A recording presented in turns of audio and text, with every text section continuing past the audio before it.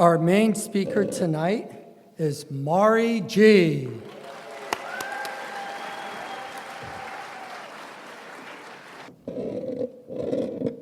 Thank you. My name is Mari and I am an alcoholic. I'm grateful to be here and grateful to be sober. I would like to thank you so very much for giving me the opportunity to come here again to the Pacific Group, especially what would have been the night that my sponsor Clancy would have been taking his 67-year cake.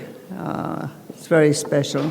I'd like to thank Kiko for being a wonderful guide. Thank you so much, Kiko. And I'd like to thank my sponsee, Nancy and Pat, for picking me up at the airport. Thank you so much. And that's enough about them. I want to talk about me. So you probably hear that I'm not from Canada. I'm from Scotland. I'm essentially an Irish Scot, which means that half of me wants to drink all the time and the other half doesn't want to pay for it. And, you know, if there is a... Thank you so much. If there is a predisposition to the illness of alcoholism, I certainly had it. You know, I swear I was born self-conscious. I think when I came out the womb, the doctor was looking at me funny. You know, I just never, ever felt at ease in my skin until I took my first drink at 25 years of age. And tonight I'm going to take you on my journey with alcoholism. Alcoholism, the insanity that nobody understands. The insanity that has us drink beyond our willpower. I am as baffled today, at 82 years old and 41 years sober, by how alcohol burned my life to the ground. And yet today, I fly in here and people drinking all around me on the plane and I'm a place of neutrality. It is unimaginable to me, but I am so very, very, very grateful for this wonderful program that Bill and Bob gave to me. Dr. Silkworth in the big book talks about alcoholics needed some kind of a moral psychology, but they didn't know how to apply it. I never had any morals. My family said from I was young, I had the morals of a mosquito. I was lying, cheating, stealing from a very young age. I came from a very good Roman Catholic family. I was taught nothing but how to be good, not to tell lies, how to be kind, and I didn't have any of those traits. Growing up was very difficult for me, and very difficult for my poor family. I was brought up by my aunts, my uncle. My father was away at war. My mother, my brother.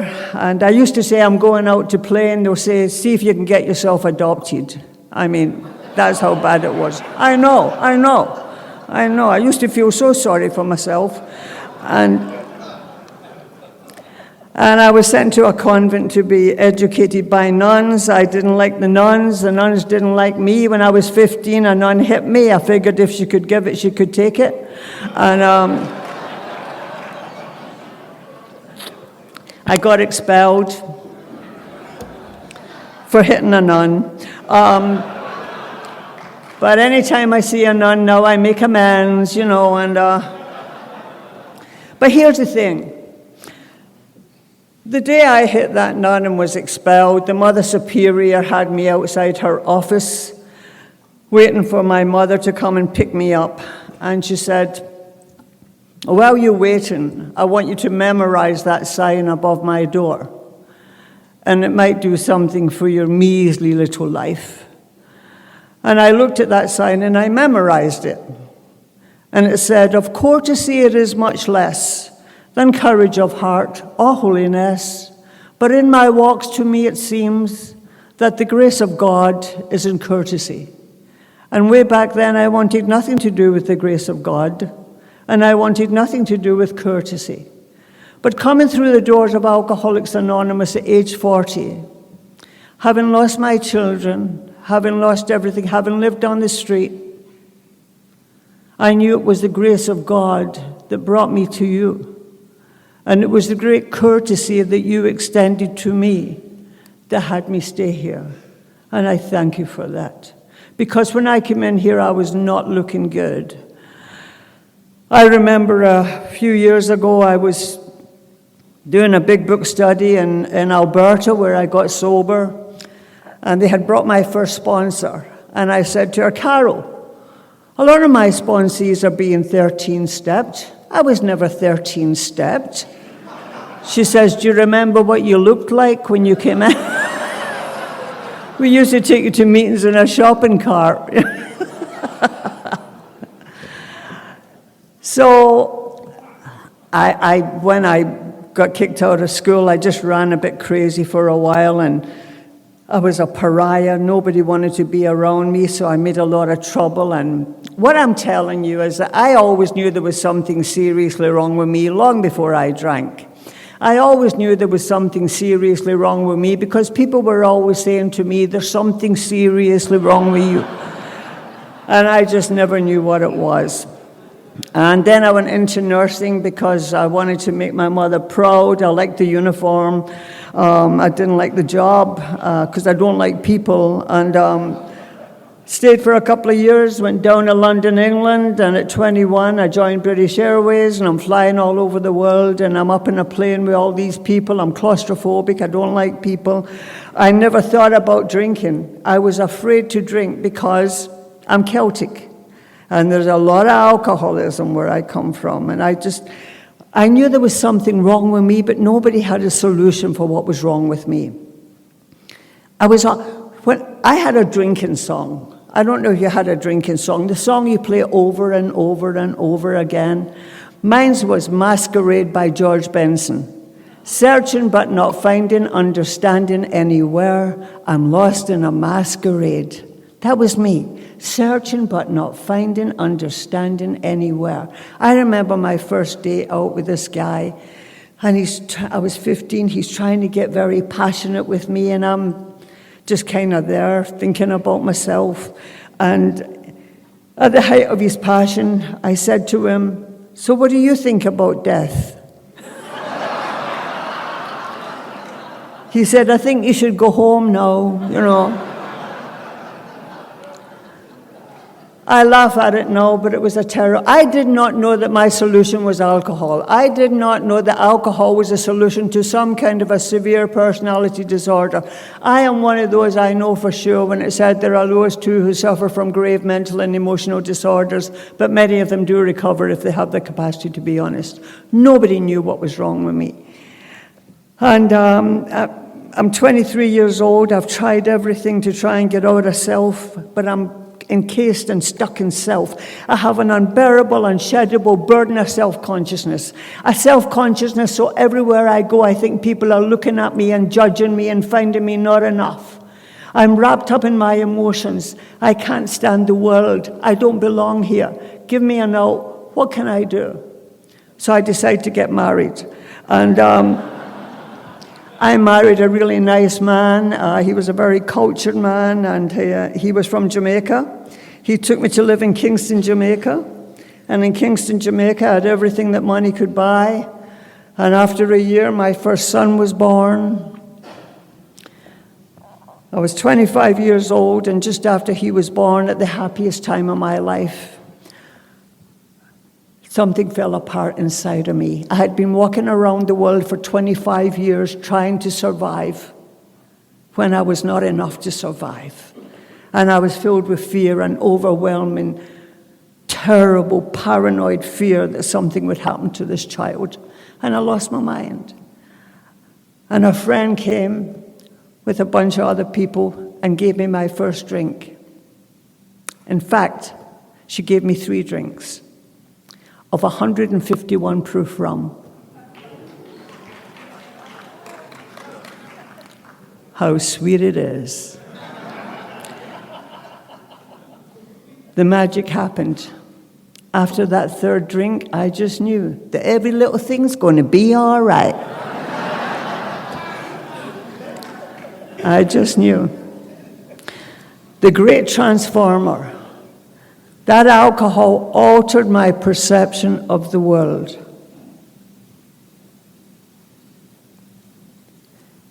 It gave me something inside that I had been searching for up until I was 25 years old. Ease and comfort. It's okay. I can do this. And from then on, I drank on a daily basis. By the time I had my second child, I was drinking every day that I'd carried that child because I'd lost the power of choice in drink. And my son was born fine, and I started going crazy. I started behaving very badly in Jamaica. I used to live across the road from Bob Marley on Hope Road in Kingston, Jamaica. Bob didn't like me, and Bob loved everybody. He said I was a hedonist and a narcissist, and I didn't care about anybody but myself, and he was right. And he was a great humanitarian. And my husband was lecturing me because I was embarrassing him and embarrassing the society I was in. And, you know, I tried to kill him a couple of times, and because he developed a nervous condition. All of my husbands have had nervous conditions. And then I decided to get a divorce and take my sons, and I left the island. My sons were 9 and 5. And I went to Scotland, and they told me about my drinking. And a man called I had known for a lot of years, and he said, I'll take you to Canada. Let's get married. I love getting married. I have been married with alarming regularity. The only thing is I don't have any follow-through. You know, what happens to me is I'll fall in love, and him and I are like Velcro. And after 3 weeks, I can hear him breathing 3 doors down. Did he always breathe like that, you know? And then I'm off looking for that ding-a-ling-a-ling someplace else. And no consistency. And so I married this guy, and he took me to Canada. And you know, like I was, and thank God that's not me today, I was a user and a taker, and I used that poor man to get into Canada. And I thank God for the amends, and after a few weeks I sent him away, and I got a job as a pharmaceutical rep, and it was a nightmare for my children. I never physically abused my children, but my children are living with a chronic alcoholic mother, and I'm the only adult they have in Canada. I tried my best, but I was already in chronic alcoholism. I tried my best to hold down that job. I tried my best to look after them, and did a lot of things that no innocent child should ever see, bringing men home and driving with them drunk in the car, and all the things that today still make me sometimes feel like a knife in my stomach when I think about it. But I thank God for the amends. I thank God for the amends. And my family came once and stuck me in detox, and they thought that because I was in detox, I'd be fine. I never heard about AA. It was the 70s. And when I got out of there, they went back to Scotland thinking I was fine. And then I decided to go back to Jamaica, because that's me. I keep changing people, places, and things, but I never think about changing myself. The father hadn't sent me, he was remarried, he hadn't sent me child support for the 2 years I was in Canada. Unbeknownst to me, my son, my eldest son, who was now 11, wrote to his father and said, Daddy, when we come back to Jamaica, I don't want to live with Mommy anymore. We're supposed to stay with you for a week, but I love my mother, but my Mommy is a terrible drunk. And he told his father all the things I had done. And no 11-year-old child should ever have to do that. And I went back to Jamaica, and he asked if he could have the kids for a week. And they were gone for 13 years. And when I heard I wasn't getting them back, I went to the little house I'd rented. I had 2 bottles of Valium and 2 bottles of 151 proof rum, and I tried to kill myself. But we're hard to dead. Alcoholics don't die easy. I love it when the young people say, if I drink again, I'll be dead. I say, you wish. You wish. And somebody who didn't even know I was back on the island had heard I was back and came and found out where I was staying, found me half dead, got me up to hospital, and they revived me. And I was so angry at being alive because I can't live. I'm a hopeless drunk, but I can't live without my children. It's a great bafflement to me. And I thank God today I did not die. This is a horrible illness, alcoholism. It's a destroyer of lives. And nobody understands it even today. The statistics are about 10% of the population of states are alcoholics. 12% in the UK are alcoholics. How many of us get here? I tried everything. I remember getting a book on Jelinek.'s book on alcoholism, Dr. Jelinek. Anybody ever read that book? So Dr. Jelinek had a curve for alcoholics. It went like this. And he showed all the downward trend into alcoholism, and then there'd be a curve, and then there'd be the recovery. Well, I just couldn't make the curve. I couldn't make the curve. I kept staying at the bottom. And the father came and told me I have to go off the island, and gave me the 2 years child support. And I decided I couldn't get to see my children, so I decided to go to Miami. I didn't know anybody in Miami, and I decided to go to Miami and drink myself to death slowly. And I got a little apartment in Hialeah, and I just drink all day. And you can't stay drunk 24/7. I've tried it. You can't. And it was an agony and a despair beyond words. The suffering, self-inflicted. But I can't stop drinking. And it's not working anymore. And I can't stop. And I got kicked out of the apartment for non-payment of rent and ended up living at the bottom of Lincoln Road on Miami Beach. And it's incredible. I never thought I'd be here. How can you get here from there? I truly believe it's a miracle of healing. I truly believe it.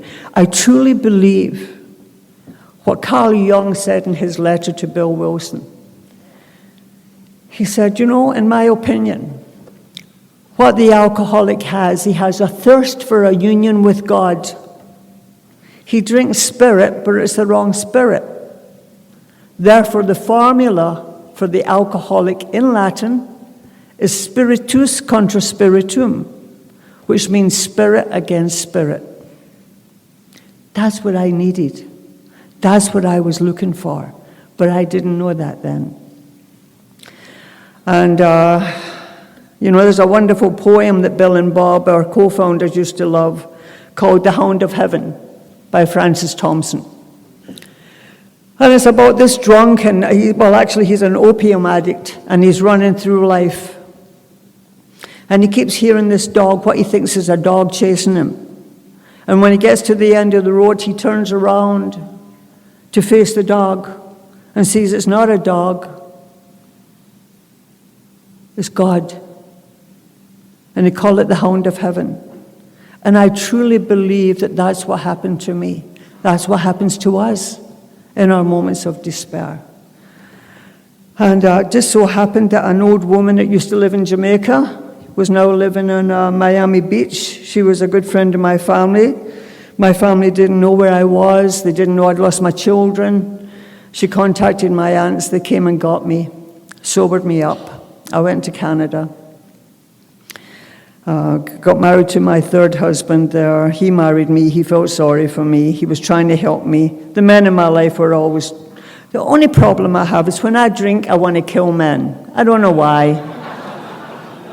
Sorry about that, but... I used to imagine myself back in Scotland as a kind of female Braveheart. Naked, with blue paint, running through the Highlands shouting, freedom, you know. That's all I ever wanted. I wanted freedom from society, freedom from all of that. And I was trapped in self, in a sea of alcohol. And that third husband of mine, what did Clancy used to say? What was his name? I loved him, you know. That third husband of mine is the one that eventually got me to AA. He started putting me in the mental institution. I was treated as a manic depressive. I loved being institutionalized. I was a retread, which means I was in and out, in and out, in and out. I loved it. I loved all the yum-yums, Librium, Valium, Lithium, yum-yum-yum.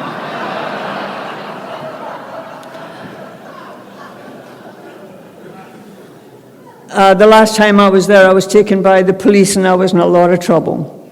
And the lawyer came and asked my psychiatrist to write a letter to the judge, just speaking about the 4 years he'd been treating me. And my doctor, Dr. Milliken, he called me along with another team of psychiatrists, and he said, we've realized we've misdiagnosed your case. Chronic alcoholism can look like manic depression. He said, it's our opinion that you have 3 psychiatric disorders. You're a chronic alcoholic, you have an abnormal personality, and you're a depressive. And that's what he put in the letter to the judge. And the judge called me a tragic social circumstance. And that's what I was till I came to you. They took me back to the institution then, and Dr. Milliken started sending me to AA meetings. I thank everybody who's in service and who takes AA meetings into institutions. When I got sober, I used to go into the maximum security prison in Ontario, and to the women's prison, and to the psych wards, and carry the message of hope. And when I got discharged that last time, I went home. I was drinking myself sober. I picked up the phone and I phoned AA, and a man came. He was a Native American. His name was Stan. He had 28 years sobriety, and he 12-stepped me. Him and I were as different as night and day, and yet we were the same. He's Native American. I'm an Irish Scot. He spoke the language of the heart. For the first time in my life, that thing I'd been seeking. Understanding. Stan gave me understanding. He said, I think you're one of us. And nobody had ever said that before. And I said to him, Stan, I know I'm an alkie. I have a psychiatric report that says I'm nuts, though. I'm different. He said, Mary, the 12 steps of Alcoholics Anonymous is like 12 adjustable wrenches. They fit any nut that comes through the door. And I got sober. I'll just tell you my last drink. And because I did drink after 5 months. And what happened then is I have no explanation for, but since that day, I have not wanted a drink. A gal spent the night with me after my last drink, and the next day she said to me, I'm going to leave you now because my sponsor says you're a loser, and I only stick with winners in Alcoholics Anonymous. But before I go, I'm going to ask you to kneel down and say the 3rd step prayer. And I said to her, I'll kneel for nothing. And then something said, think of your children's eyes.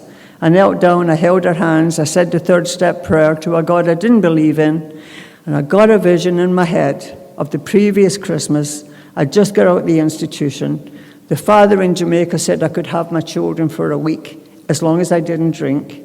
My kids were so delighted to have me. I got on the plane in Edmonton, Alberta, got off in Toronto, bought a bottle of vodka. Between Toronto and Kingston, Jamaica, I drank the bottle. I got off in Kingston. My sons are there shouting, Mommy, Mommy, and I dropped down drunk at their feet. And the person who brought them led my sons away, saying, you won't be seeing your mother this trip. I'm lying on the ground, and they're looking over the shoulder with the eyes of the child of the alcoholic. the broken promises and broken dreams. And that's what I thought about on the 10th of August, 1984, when I said a prayer to a God I didn't believe in. And from that day to this, I've had no desire for a drink. Some unmerited gift of grace was given to me in a moment of absolute and complete despair and hopelessness. I truly believe that God enters through our wounds, and my wounds were my children, and God entered through the wound that day. I'm so grateful. I got very active in AA, and I loved it. I had a good sponsor. I'd go to meetings every day. And what they told us back in the day then was 90 meetings in 90 days. If you don't like what you hear, we'll gladly refund you your misery. Get a big book, get a sponsor, get active. And I did all of that. I did a fifth step very quickly, and I got on with my life. And the only problem was I still didn't believe in God. I wasn't drinking. I didn't want to drink. I was saying all my prayers. I was asking this God who kept my sponsor sober to please keep me sober. And one day I'm at a meeting and I hear this old woman, and she's the most spiritual woman I've ever heard. And she's saying things like, as a drunken woman, I never went to bed with an ugly man, but I sure woke up with a few. She said, but I don't do it anymore because I am a lady in Alcoholics Anonymous. And I went up to her afterwards and I said, Helen, who is this God you have? I'm looking for a God. She said, Mary, my God's called Harold. I said, Harold? She said, you know that prayer, our Father who art in heaven, hallowed be thy name. Morning, Harold. And the big book was coming true because it said, the consciousness of the presence of God will become the greatest fact of your life today.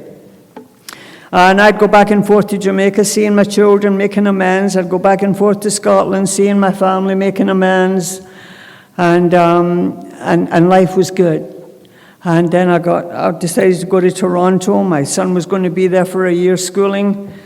I got a sponsor called Renee D. When I moved there. She died with 52 years sobriety. She used to tell me, Mary, if God guides, God provides. At 2 years sober, I'm at a meeting one day. I see this man. I just know that God has sent me my reward.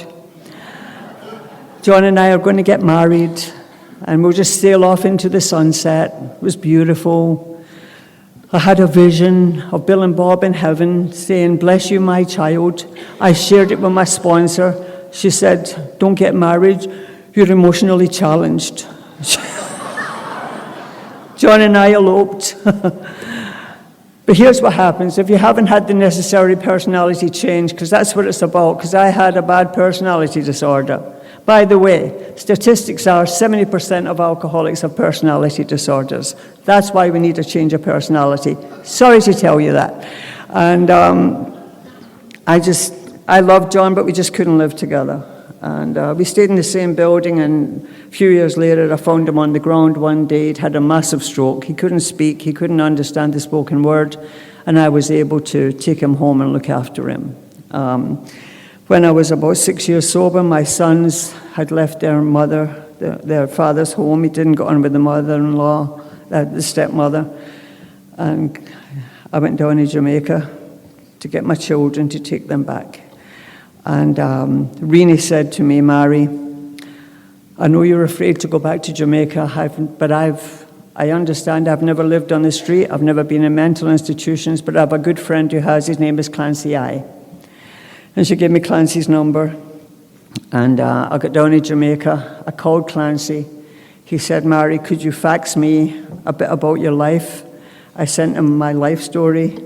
A little while later, he called. He said, Mary, I just received your fax and read about your life. And I had to tell you this immediately. I said, what? You really shouldn't drink. And he became my hero. And I stayed in Jamaica for 2 years, got my sons off. We were going to meet back in Toronto after 2 years.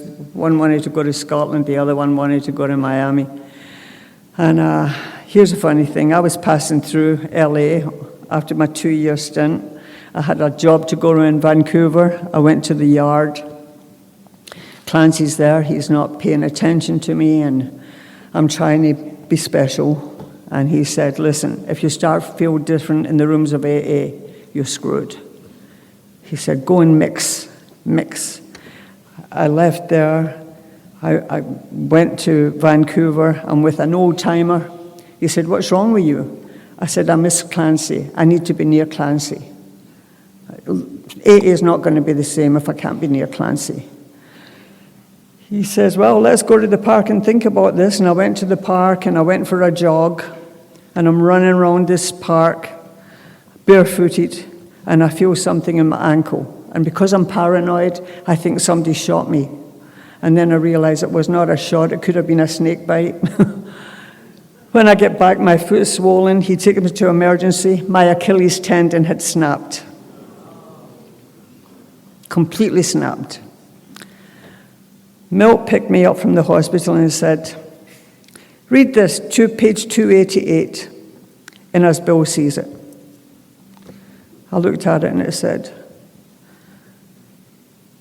when we're experiencing some kind of a dis-ease, it's probably because we have formed an unhealthy attachment. And there will be no serenity until we can get rid of these hobbling demands. He said, you see what happened to you? You had an unhealthy dependence and demand on your sponsor, and now you're hobbled.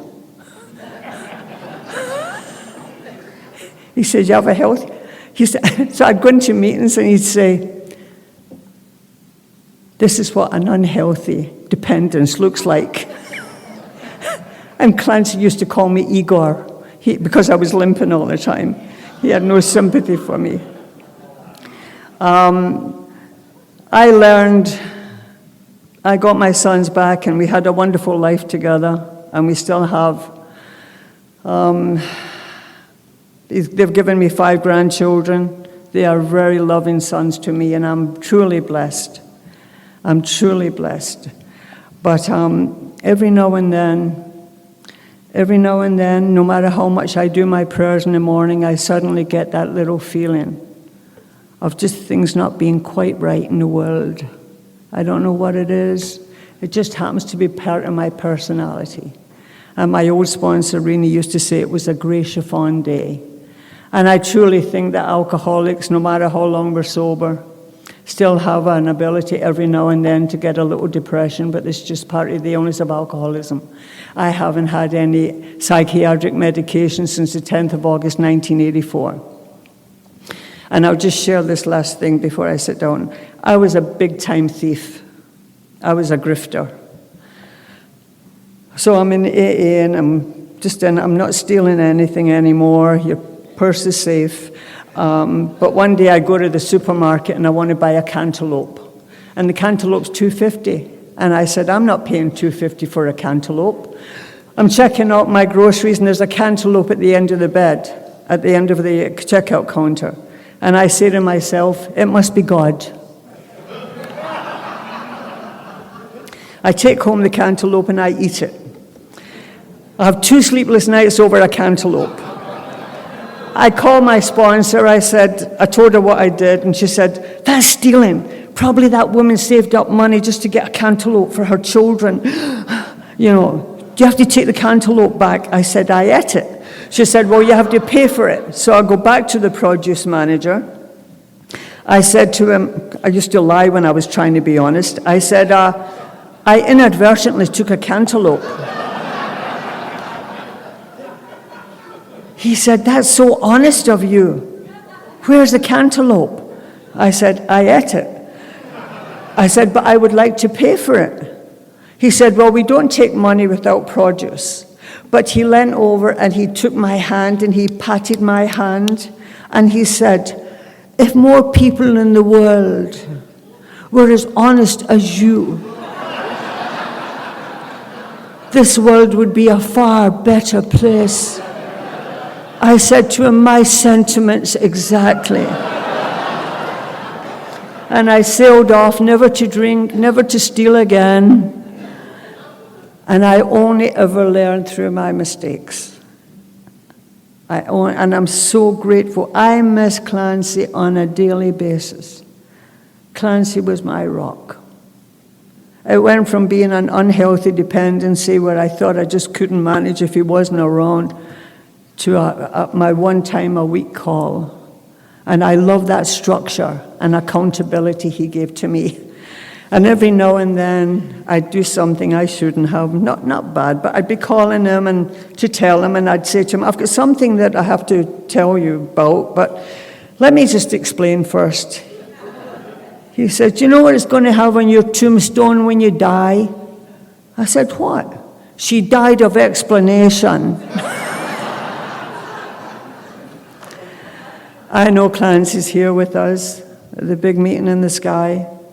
It's so wonderful to be with all of you. I truly believe that if it wasn't for his guidance, his patience, his explanation about my sometimes crazy mind, the great love he had for it, nobody could explain the illness of alcoholism like Clancy. I'm so grateful for everything he gave me. I'm so grateful to Alcoholics Anonymous, to Bill and Bob, all the old-timers that have gone before us. And thank you, Pacific Group, so much for having me here.